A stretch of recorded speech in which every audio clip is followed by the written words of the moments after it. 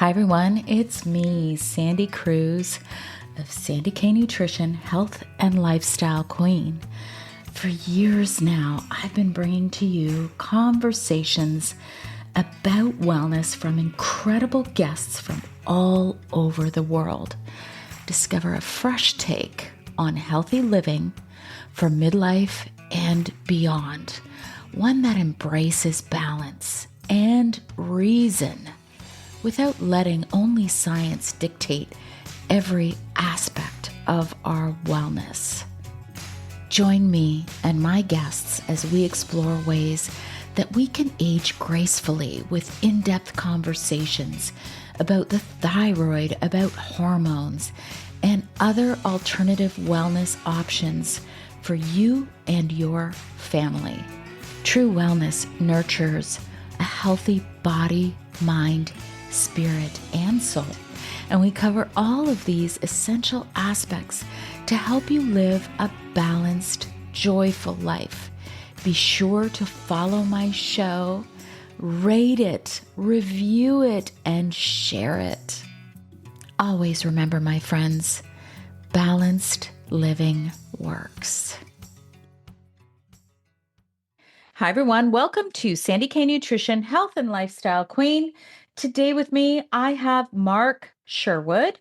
He is a naturopathic doctor, and he and his wife, they tag team often on social media. His wife's name is Michelle L. Neal Sherwood.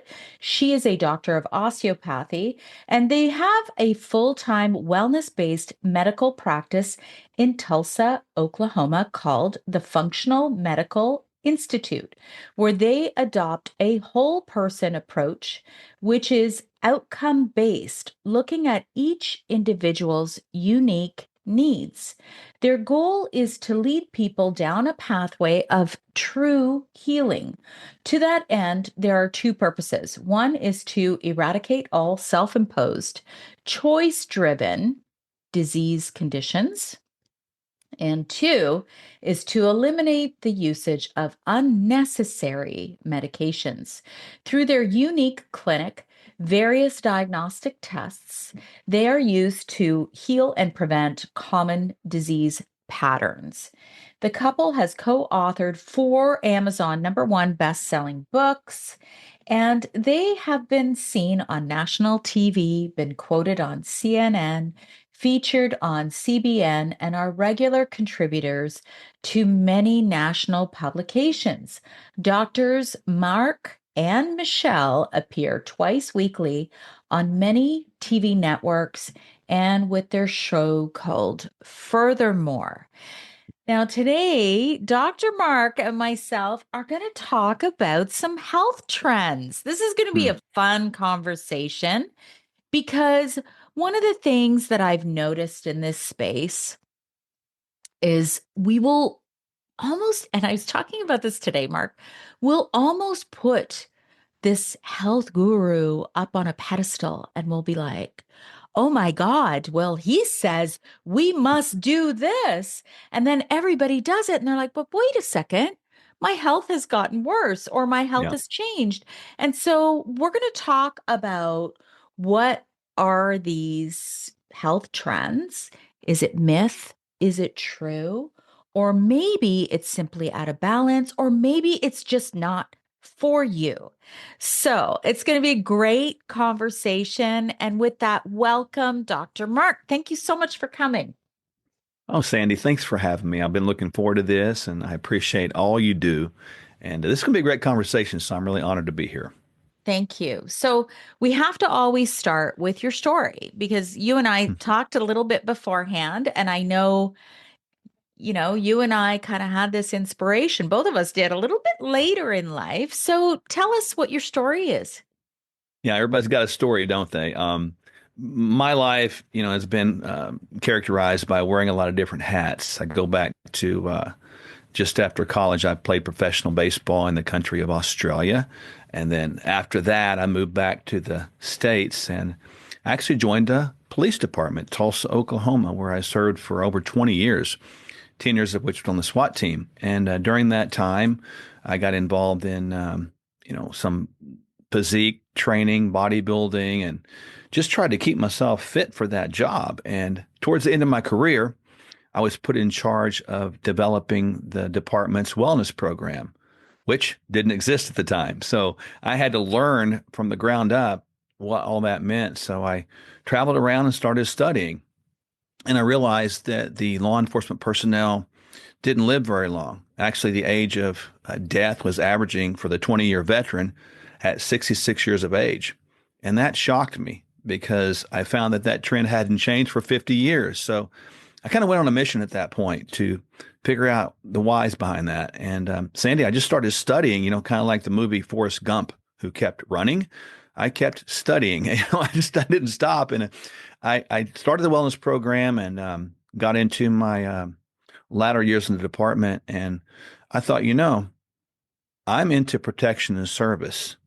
Why can't I go into naturopathy and why can't I protect and serve on a larger scale? And despite all the criticism from my peers and the naysayers that says you can't do it, you're too old, I decided to keep studying in school and further my education to become a naturopathic doctor. And so now I get the pleasure of working with my wife every day. She's my best friend. I call her not just my spare rib, but my prime rib, and people kind of like that a lot. And so Michelle and I work together at the Functional Medical Institute, and we get the opportunity to serve people really around the globe. I think last count we've been able to work with 25,000 plus people and and the books and we've made several movies and it's just been a real blessing to be able to help people and sort of get the message that we're both trying to get out there more on a public scale. I love that. Yeah. I love it because it's, first of all, it's very inspirational because it's leading with passion. Hmm. And that's one of the things that I am a big believer in. When you have passion behind what you do, you're really always going to be of service, let's just say. Yeah. And I love that. So, and I went back to school late too. And I actually thought about going back to become a naturopathic doctor, but I was older than you. You were 40, right? Yes. So I went back to college when I was 46, and it Hmm. took me 3 years to do a college diploma. That's a 2-year diploma. I had kids that I was like Yeah. driving all over the place, and I was a busy mom. So going back to school, and I had the same thing as you, where some people were like, "What are you crazy? Like, why are you going back Yeah. to school at 46? You're almost 50. Like, what are you doing, girl?" But it was like I had to have that foundation. And as you know, the learning never ends in this industry. No, the learning is just going. I mean, my wife and I are still studying.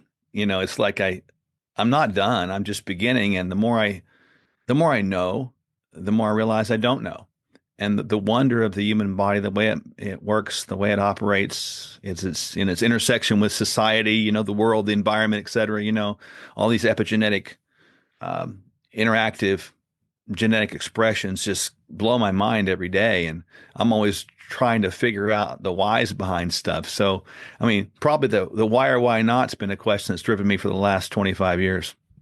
Yeah, I hear you. I hear you.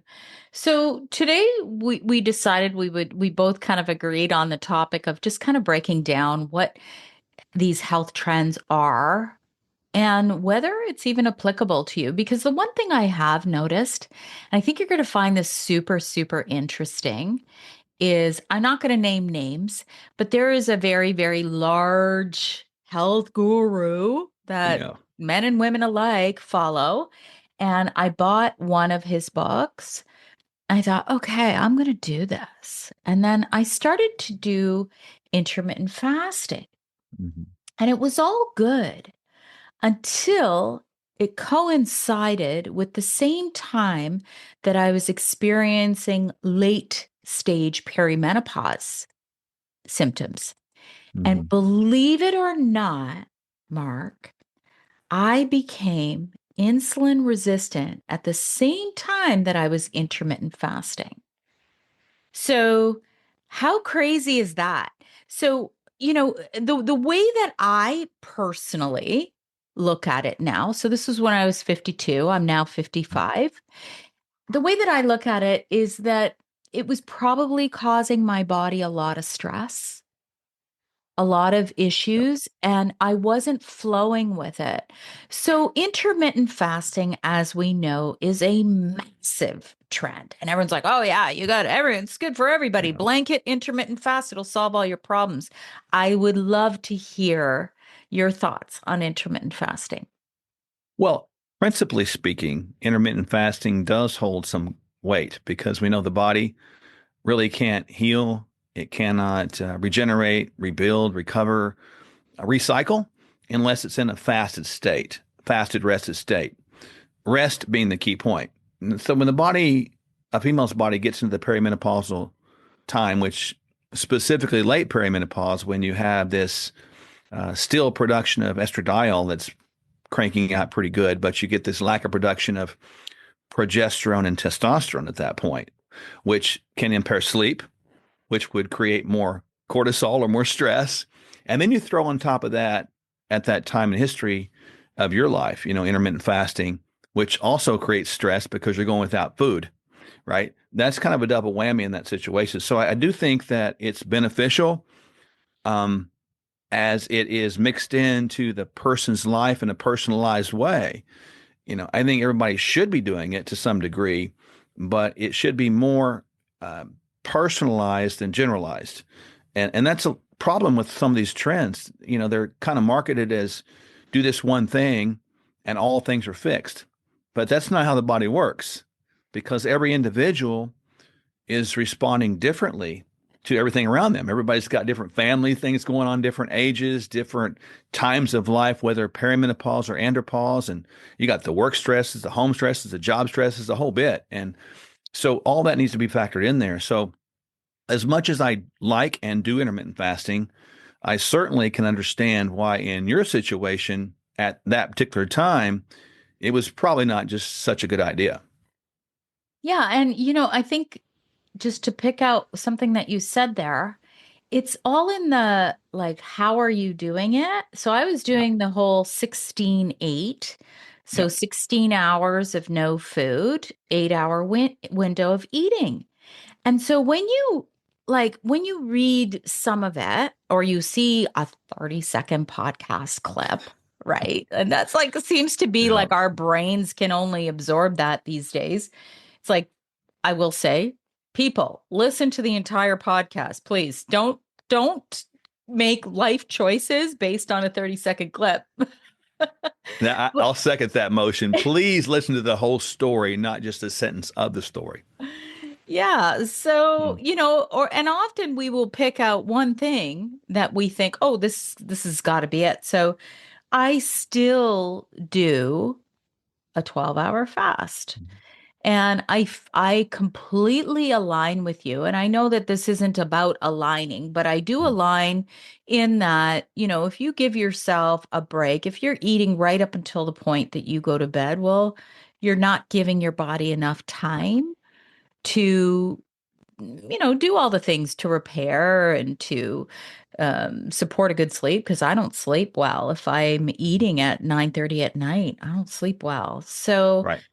I guess it's balance. And what about the difference between men and women? Because isn't it true that intermittent fasting it typically works better for men? Yeah, it can. And I think generally true statement is men have more muscle tissue present than ladies, which does have a trend towards having a higher metabolic rate, which is understandable. That's probably the difference.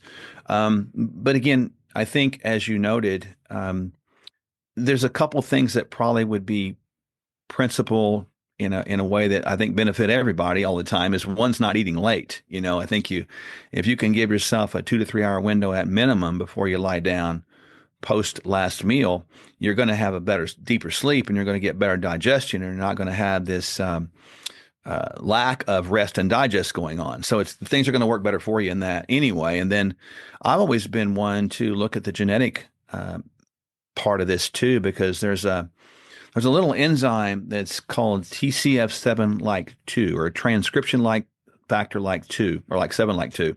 And it's one that sort of creates this, well, everybody's heard of the GLPs today, the GLP-1. It creates that glucagon-like peptide based upon the fullness of the gut. Well, some people create more of that or less of that. And to know that ahead of time gives you insight as to whether a person can or should be doing more elongated fast or shorter fast, and then putting that in the place of where they are in life as well, or male or female as well.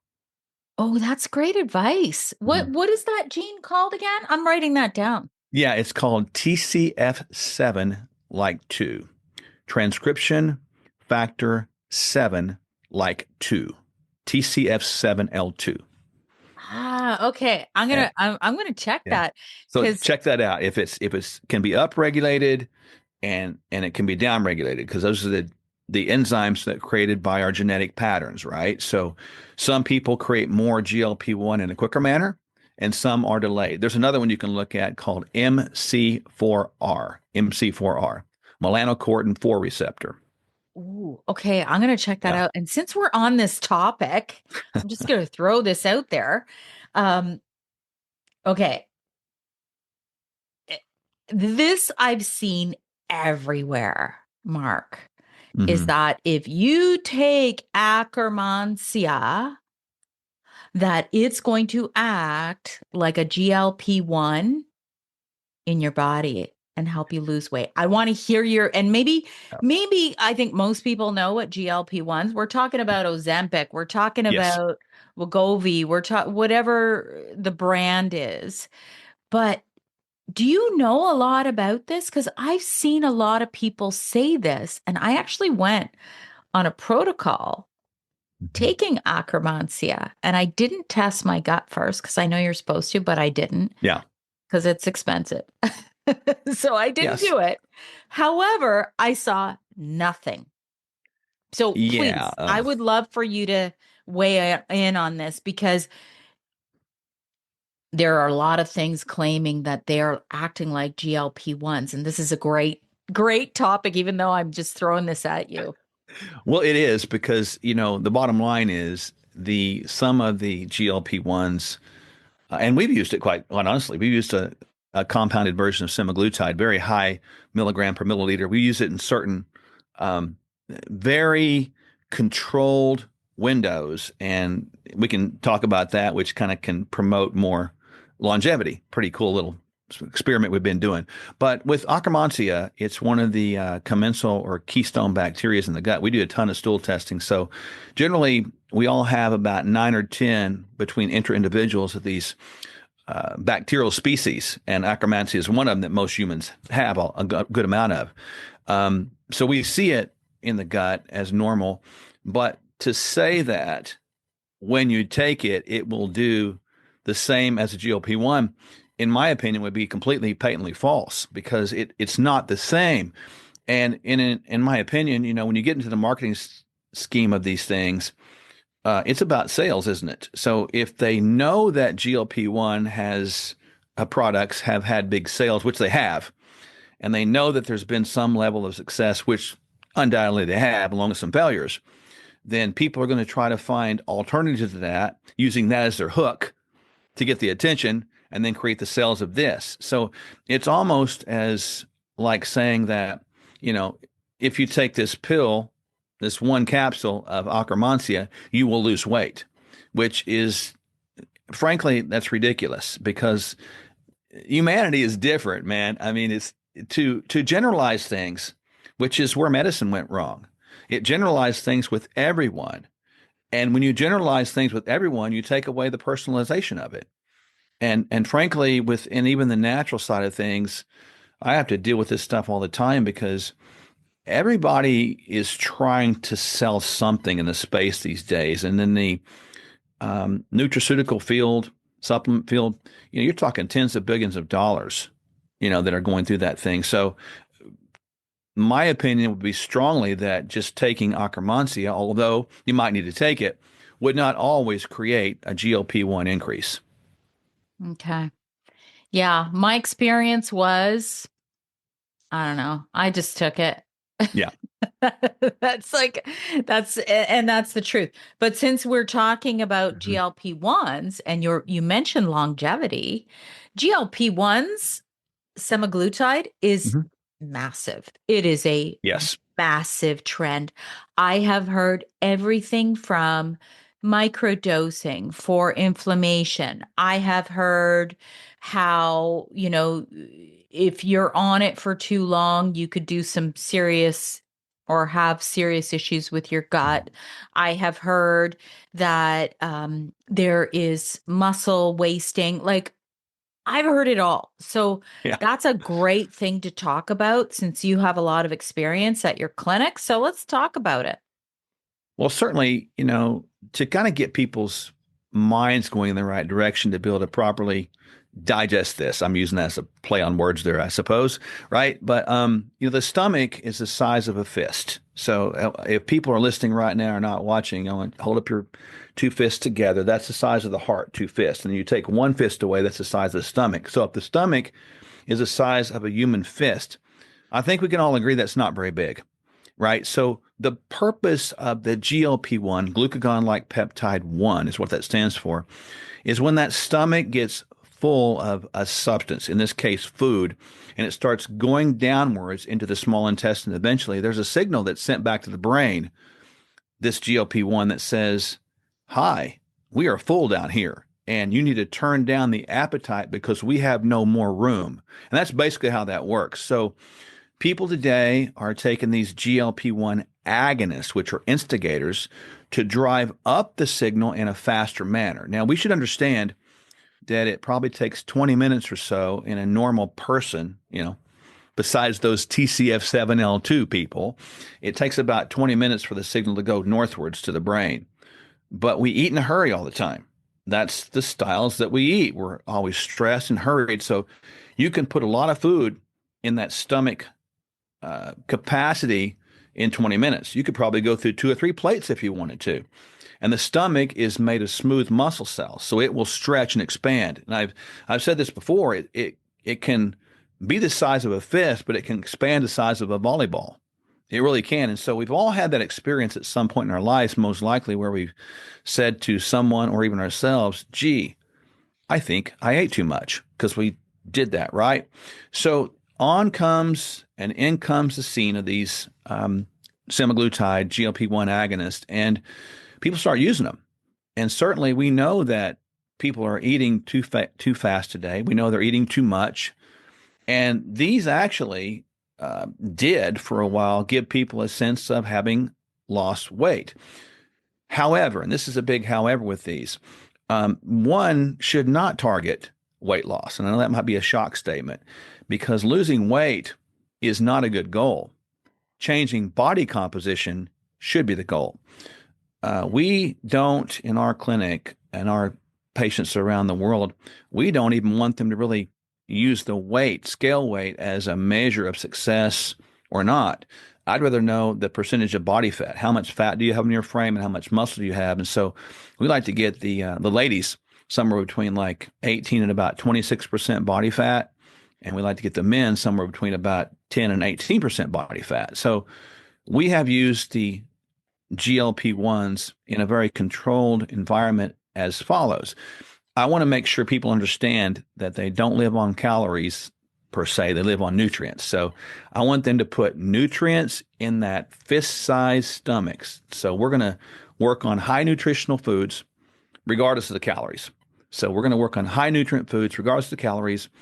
And we're not going to think about calories. We're not going to think about weight loss. We're going to think about learning to use the semaglutide to hear the voice of full appropriately. So I look at it like training wheels on a bike, riding your bicycle along as a little kid with a training wheel so you won't fall over.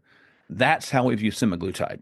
And we want to train them along the way with a lot of control to hear that voice so that they're not dependent upon something to help them, but they learn to do it themselves over time. So we have used that a lot in that manner. The wrong way to use it, in my opinion, and you brought this up because this is very common, is to lose weight. And people put so much emphasis on that. They don't talk about nutrition. They're still stuck on calories. They're taking in foods that were high calorie, low nutrients, and they've dropped it to low calorie, low nutrients.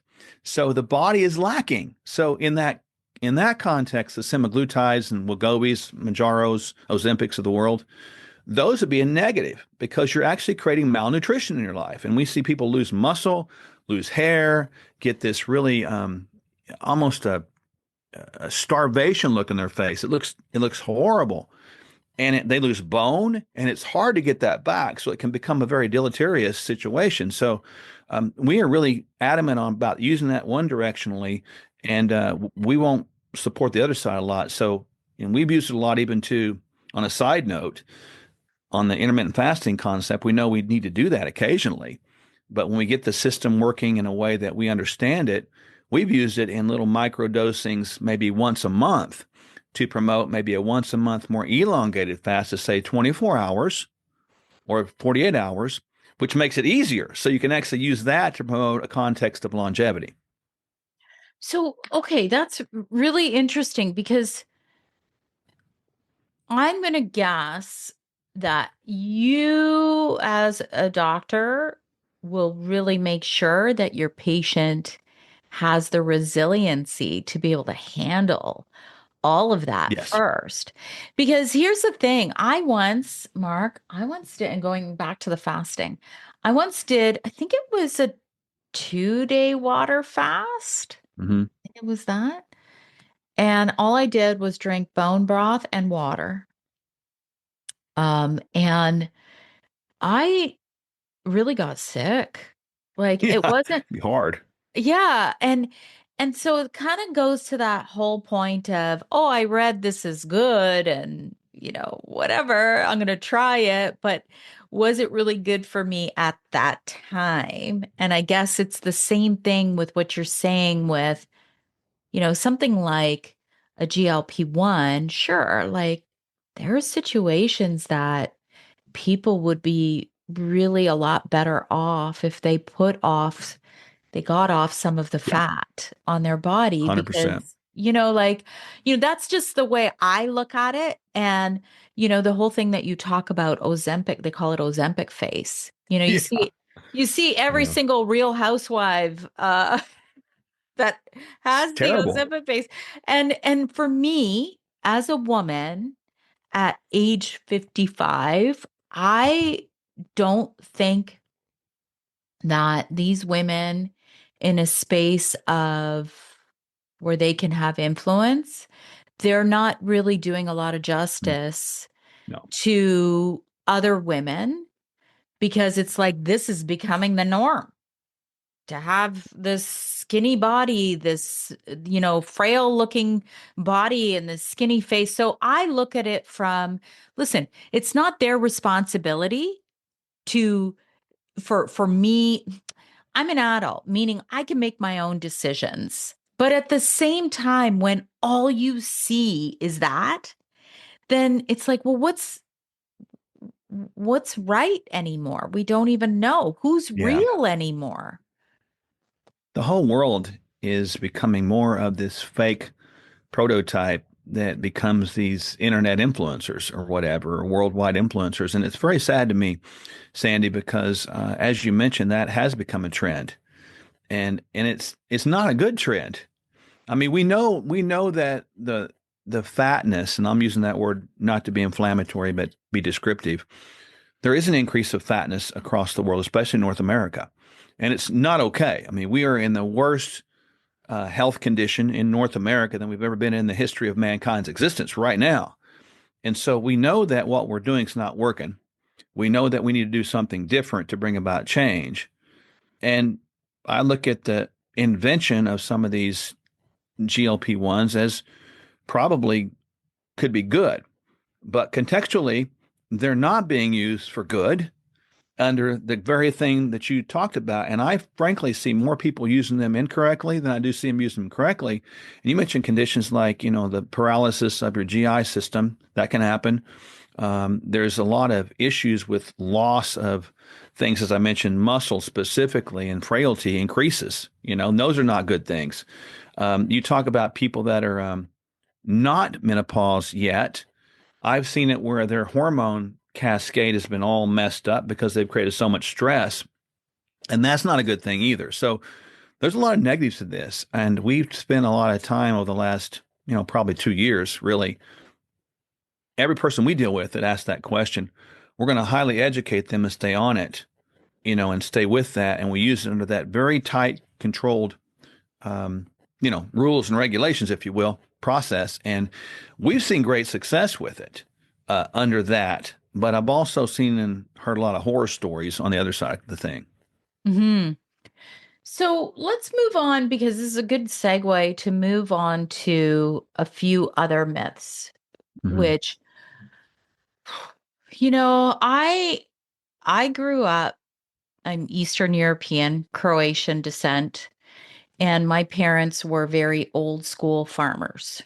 Hmm. So my dad is going to turn 88 this month, and my mom's 79 this year, and they still live in their own home, and they Wow. still, but they grew up like Mark, we're talking old school farming. Mm. They lived off the land. Yeah. So, when you're younger, you kind of ignore it all. And then as you get older, I'm like, Mom, tell me more. Like, tell me Yeah. more about this. And, now we see all these things about how, vegan diets are the healthiest diets. And there's a lot of argument back and forth.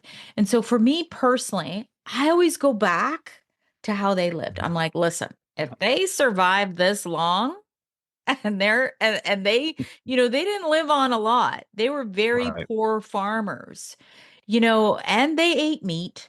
They didn't Mhm. stuff their face with meat all the time, but they ate meat and they ate protein and they ate dairy and it was raw dairy. Like they kind of ate everything. So I would love for you to, I've read books. I've read Sacred Cow. Have you read that Mhm. one? I have. Yes. Yeah. So, I would love to hear your thoughts on this whole vegan diet movement. Well, there's a lot to that. I'll just one little caveat with the dairy, there's as much genetics as I do, there's some people, very small percentage that don't tolerate or break down the lactose sugar in dairy, and they don't have the lactase enzyme present. So we need to know that there's some level of allergenic sensitive reaction to that in a subpopulation. But Hmm. with that said, you go back to the way we used to live, and they ate natural. It was off the land. It was the way things were produced. It's the way nature God intended, right? And it was just like that. And so, the cows ate grass. They walked around. They got rained on and bug bit, and they weren't raised in little pens. They weren't given massive amounts of steroids and antibiotics. And the farmers grew their own crops on their own ground. And they didn't spray the crops with Roundup containing glyphosate and atrazine. So it was a whole different world. And you look back at the health trends of those times, you did not see the amount of cancers, which I know is rising rapidly in the nation of Canada right now. You didn't see that obesity trend. You didn't see type 2 diabetes. You didn't see that at all. And people today want to come up with some kind of angle on a diet. Well, don't eat meat or do eat meat or eat just vegetables, stay away from meat. And I look at it from probably a different angle. I want people to eat natural the way that they want to, as long as it's naturally produced. And so we kind of cut them a break on that. If somebody wants to eat plants, great. But I don't want them eating so much plants specifically. And I'll give a couple of examples of this. The grains that we have produced in America, probably North America, have got a lot of problems. A lot of times we eat so much of that stuff, it will drive blood sugar. The soy has a lot of problems, genetically altered. We eat too much of that, it will drive blood sugar and also drives estrogen production as well. So there's a lot of problems with what we have with the vegan situation, and we need proteins. I do not see that we're getting adequate protein in singularly and only a vegan diet. I can't see that because we want to hold as much muscle tissue as we can as late in life as we can so that we can generate movement because movement, Sandy, is life. Lack of movement is rigor mortis. So we want to maintain the muscle. So we do need a good balance of the macronutrients of proteins, carbohydrates and fats, but I like to put those macronutrients in these categories: natural, in their original packaging, in their original form, proteins, carbohydrates, and fats. And I believe if we do that as a general rule, we get health out of it because if it was good for grandmother and grandfather, it's probably good for us too. And clearly we can't ignore that, the body needs the phytonutrients from plants. And we cannot ignore that the body needs some of the nutrients, the amino acids from the proteins. So we need it all. And I think there's got to be a balance there somewhere. And as much as I appreciate people, not wanting to eat meat for, just conscience or religious reasons, fine. But I've not seen a vegan yet that has been efficient in omega-3 fatty acids. I'm not seeing them be efficient in total protein, and I'm not seeing them being efficient typically in things like iron and B12 as a general rule. Me neither.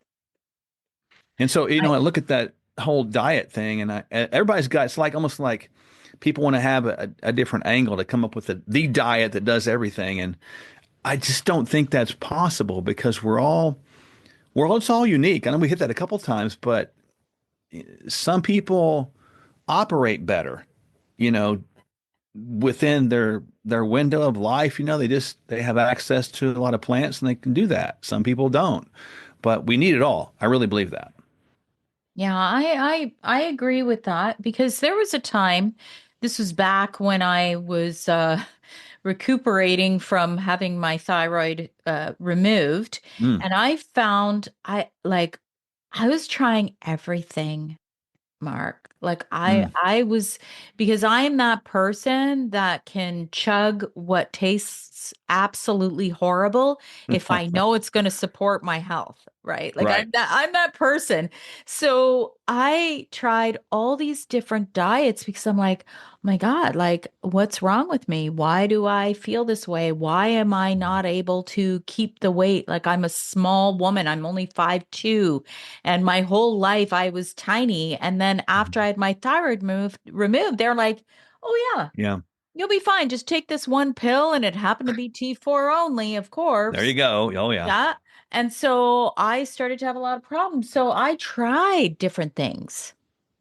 And, I had other issues in my 40s, but, when it was out of balance, and this is the biggest thing, as soon as it became out of balance, I had something go wrong, whether it was I was borderline anemic or, Hmm. like something in my body would be off.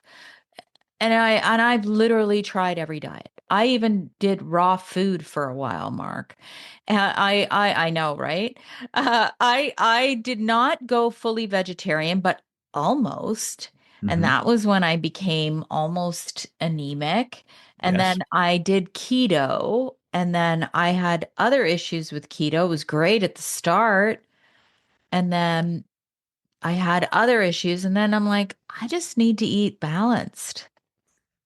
That's the key right there, and that's life, isn't it? You got to find balance, like spiritually, intellectually, emotionally, and physically. It's life is not one leg of a stool. It is four legs of a stool. All those areas I talked about, and finding balance is for me is finding balance with sleep, with movement, with food, with stress management. It's all of those things, and every day I'm going to do something with the intentionality of benefiting those areas in my life, on a daily basis. And you're right, if you get imbalanced in diet or anything else, it puts too much weight on something that's not another system or area of your life that's not supposed to hold that much.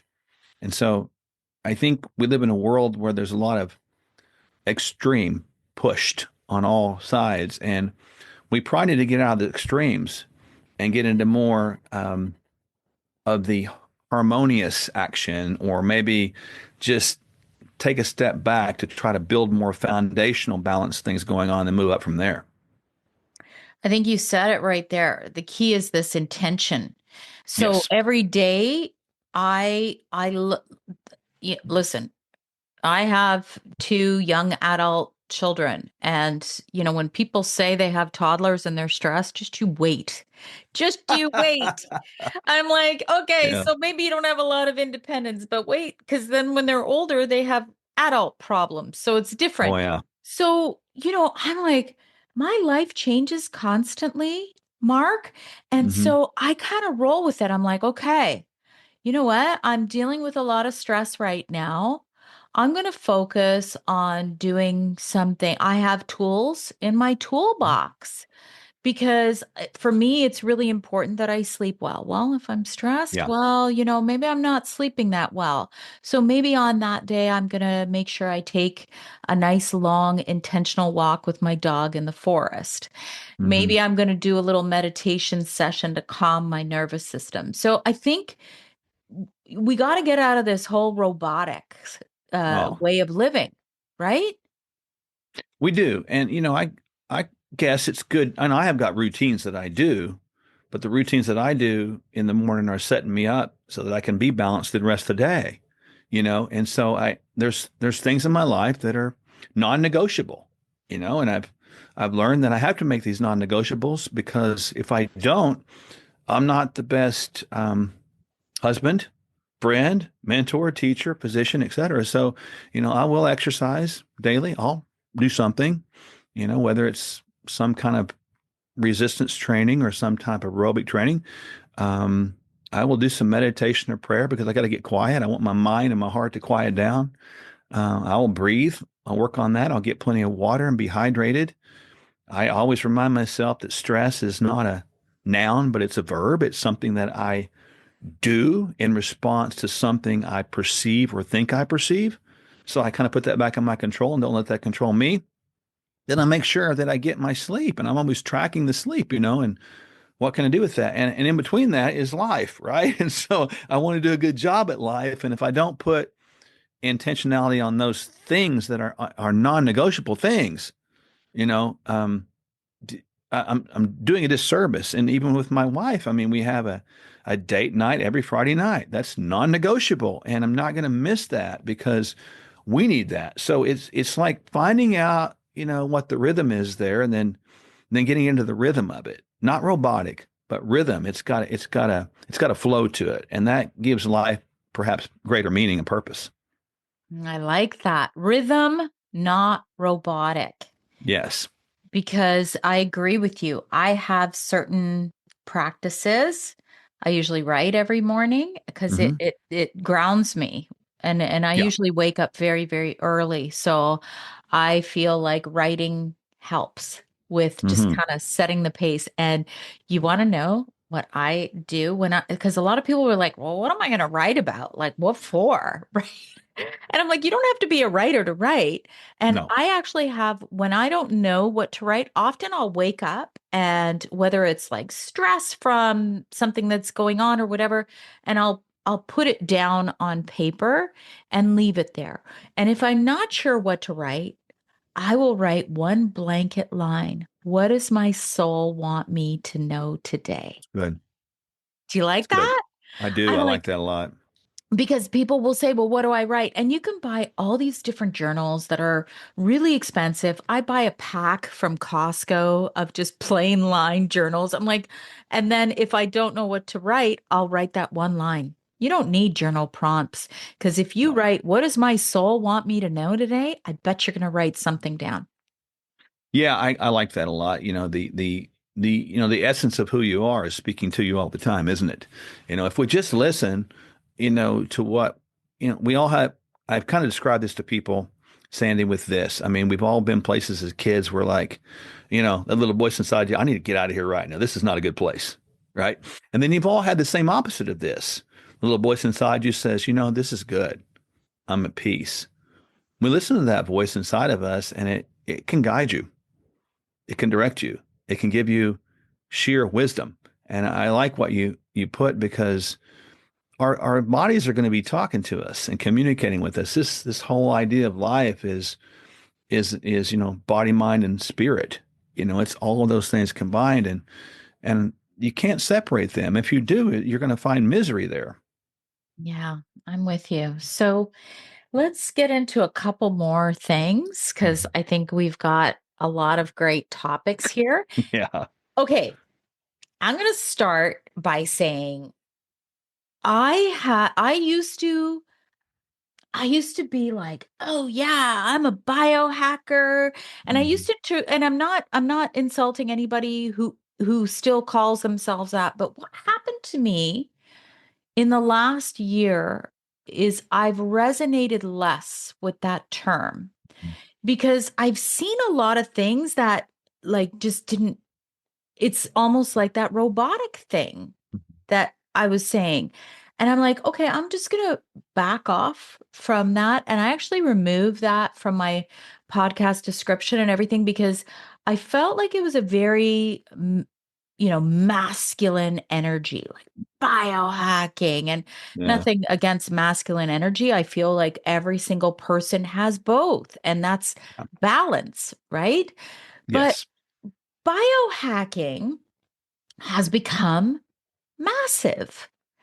Yeah. I would love to hear your thoughts on it because I know you're kind of in the same world as me, but I would love to hear what you think. Well, you're right. The term biohacking is one that really, for me, encompasses, what a person can know about biology, anatomy, science, practical experience, wisdom, trial and error, all the things you know about supplementation, genetics. It's all that put together. It's really understanding how your body works and then doing what you can to make it work better. It's kind of the way I simplify it. And you're right. The biohacking movement's got a little bit odd in some places. It's got weird in the sense of some modalities, machinery, things that are done. It's like, oh boy, I suppose in that there's some good things that people can learn. I like to look at it, people have referred to us before as the original biohackers because we were doing that kind of thing before it was Yeah. known as biohacking. So I guess we probably have a lot of experience in that, just doing that, because my wife and I've been doing this for 40 years apiece, individually and together, and that's a lot of time.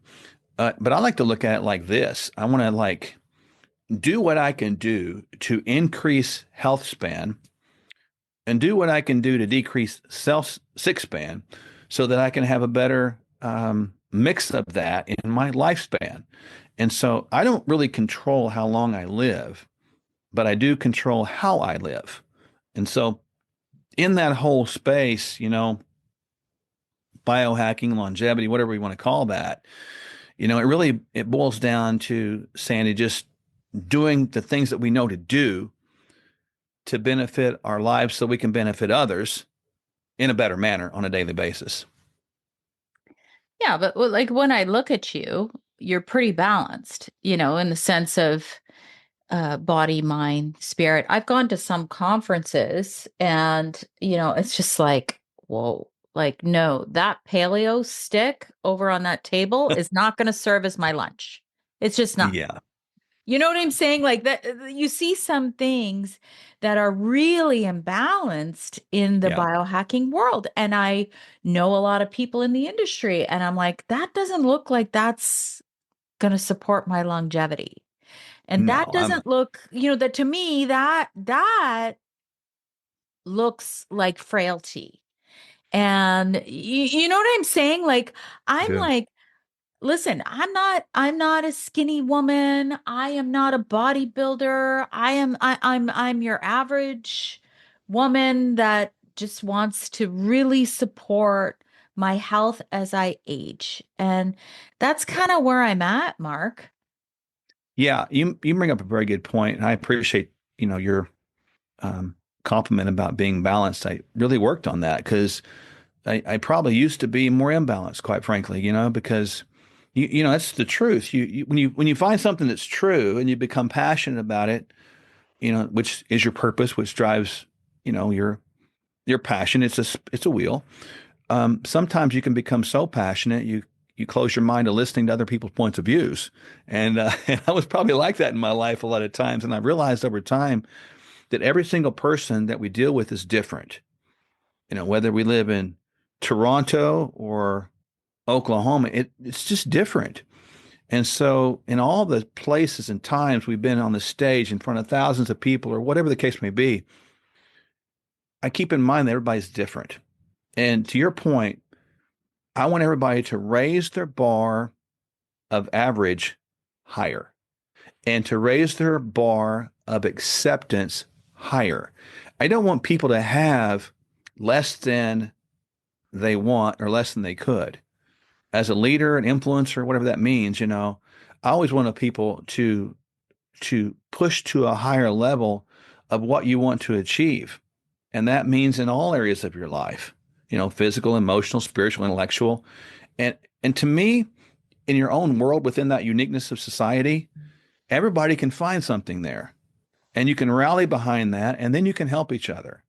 And, in communities like yours, people can lift up each other.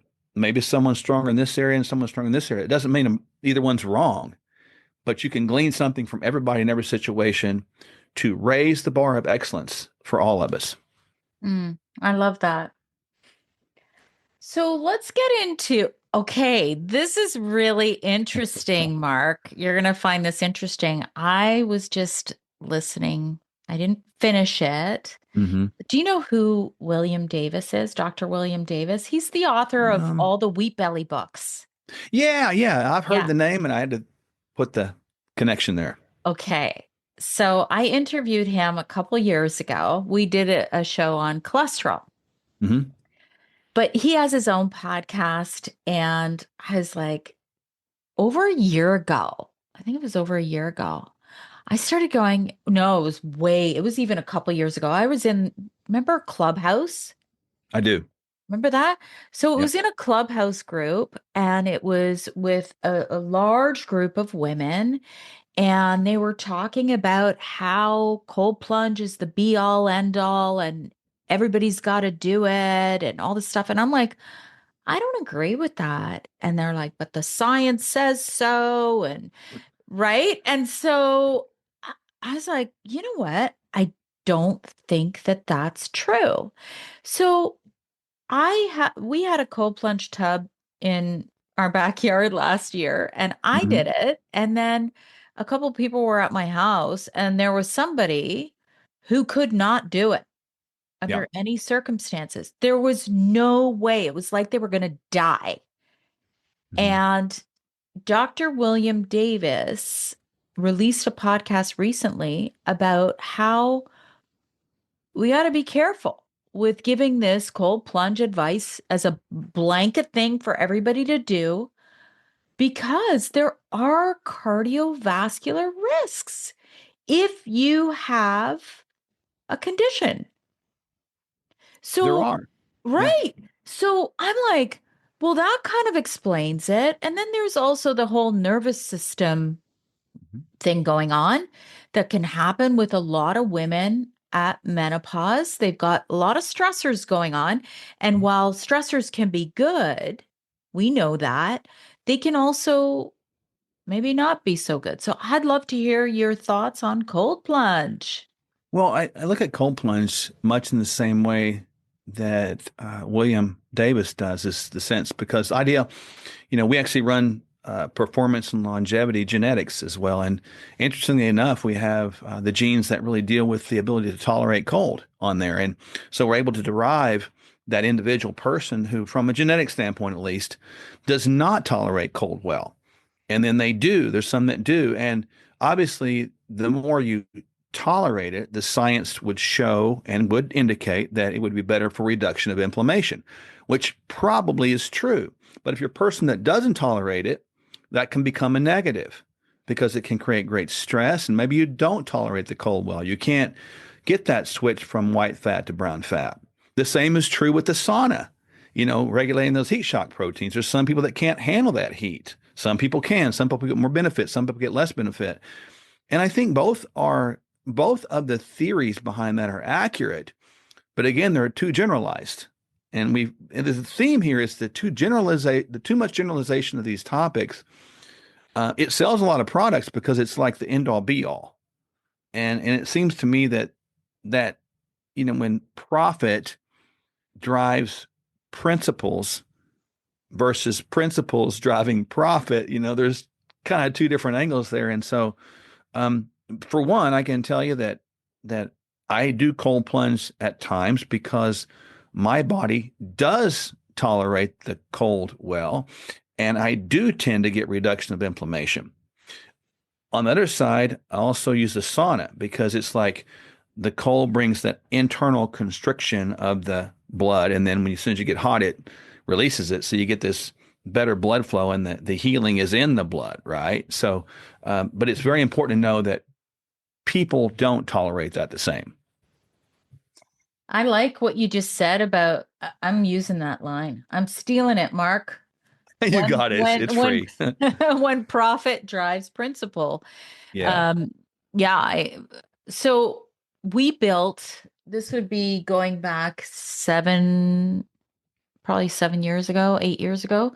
We built a little small therapy room. We were doing a Mhm. renovation in our basement. We're like, this is wasted space. Let's put a little therapy room. We put um it's a far dry infrared sauna. Good. And Yeah. then we put a Juve panel. This is back, Hmm. Juve. Hmm.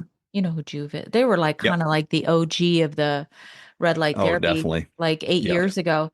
So we did that and we made a cute little room. And I was doing red light with infrared sauna Mhm.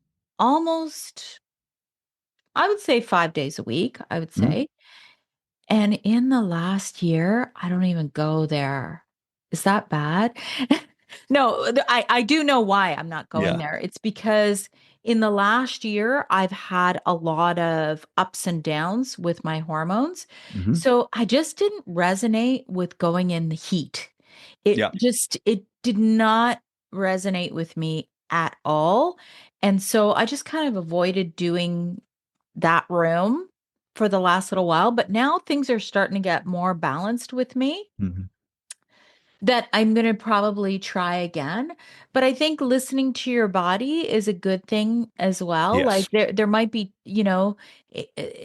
stages in your life where something just doesn't work. So don't force it if it's not feeling good. I did do cold plunge a couple weekends ago though. I went with my girlfriends away for just a girls' weekend up Mhm. north, and it was like this spa that does hot and cold Yeah. plunges. So we did do that, and I actually lasted over 1 minute in the cold. I was like, Great. "Oh, not bad, Sandy." So, yeah, I like what you're saying though. What gene is that though, Mark? Well, I don't have those genes memorized. There's a whole Okay. panel. What I'll do is I'll take a snapshot of those various SNPs, and I'll Yeah. send that to your email so you can research those. Yeah. And Yeah, I'll do that. for anybody who's listening, we will have your link in the show notes as well Okay. so that they can see. Okay, maybe we have time for one more. And Okay. this is going to be a good one.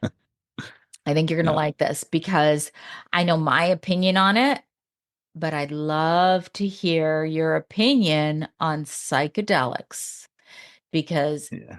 everybody and their mother's talking about it. You're hearing and celebrities and biohackers and when I went on my ayahuasca journey, I came back and completely tore up my life and Yeah. divorced my husband. You see what I'm saying? So you kind of probably have an idea of my opinion on it too, but Yeah.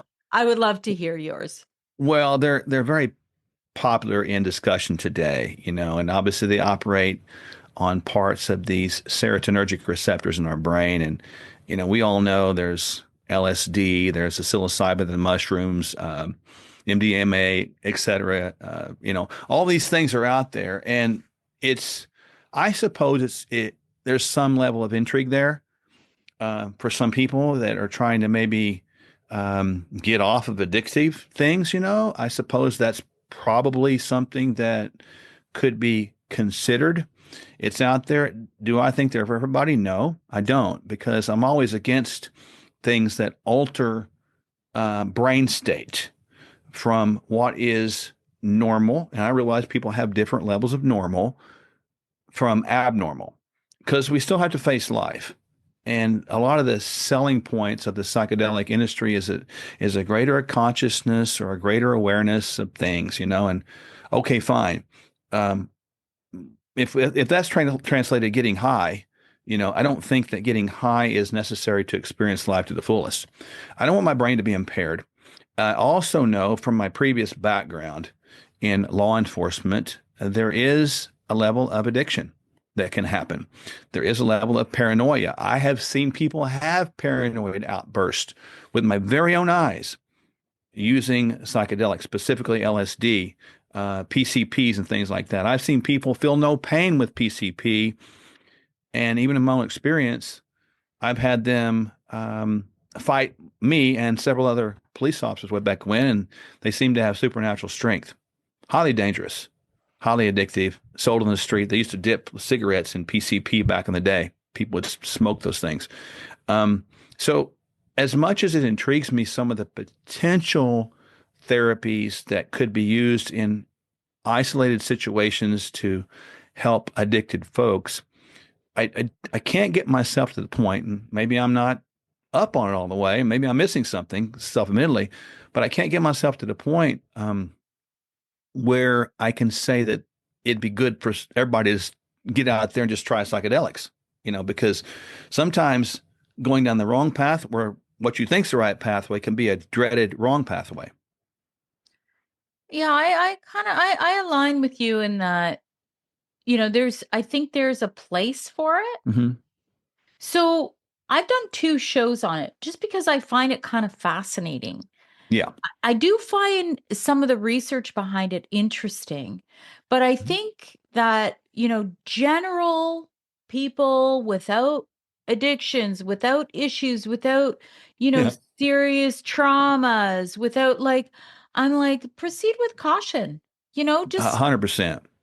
You better be cautious because ultimately anything that sort of alters brain chemistry. I mean, you could take another angle with this that's very similar to the same principle. A lot of the antidepressant drugs that work on the serotonin receptor. You're talking about a medicinal principle that's doing the same conceptual thing as maybe a natural thing that's doing the same thing. And so just caution is the word there. I don't think it's for everybody. I mean, we know people we sent for using ketamine. They were trying to get off of some pain pills and things like that. Okay, fine. Um, Sometimes that can work, but it needs to be under supervision and direction and not just haphazard. yeah, yeah. I mean, I've heard of some horror stories too, Yeah. like where these plant medicines don't ever allow you to forget things. And that's kind of, I guess, where that paranoia comes in, what you were Yeah. saying. And anyway, that's great that we covered off. There's some more that we could talk about, but I know you Yeah. have a hard stop. And so I would just love for you to tell the audience where they can find you. Well, I appreciate you, Sandy. Thank you so much for this great time. They can find us at Sherwood.tv. Super easy, and there's all kinds of free information there and free stuff. And um, like you, we're just trying to be a blessing to people out there and give them some hope. Yeah, I loved my conversation with you. It's just been great to meet you and chat with you.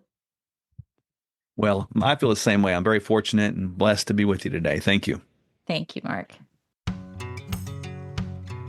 I hope you enjoyed this episode.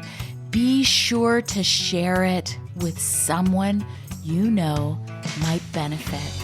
And always remember, when you rate, review, subscribe, you help to support my content and help me to keep going and bringing these conversations to you each and every week. Join me next week for a new topic, new guest, new exciting conversations to help you live your best life.